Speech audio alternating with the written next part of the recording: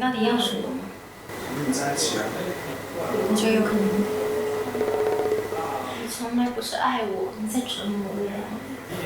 真这么觉得吗？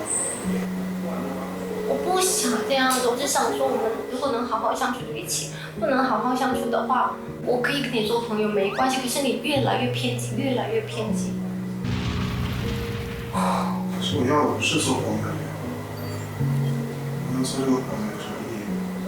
我想帮你把房贷还了，我想照顾你爸爸妈妈，然后我们两个就好好在一起生活，结婚，结婚。我不要。爱可笑，别说爱我，你就是自私，是我最看不起的那种。为什么？你很恶心，你逼着我跟你在一起，我看你有多讨厌。为什么不能让自己变成一个很好的人，然后让别人觉得你值得，而是逼着别人跟你在一起？你觉得有意思吗？提一个条件，怎么样才能跟我在一起？放过我吧。我是不是一点机会都没有？没有。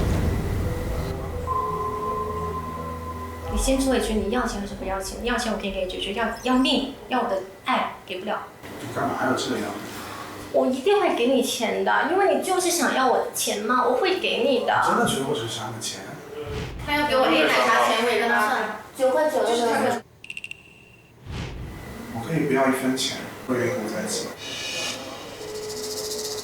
不要钱，我想。你要多少钱？你说吧。还没来吗？你要多少钱？你说吧。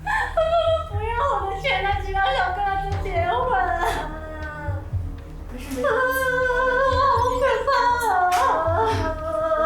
不要这样。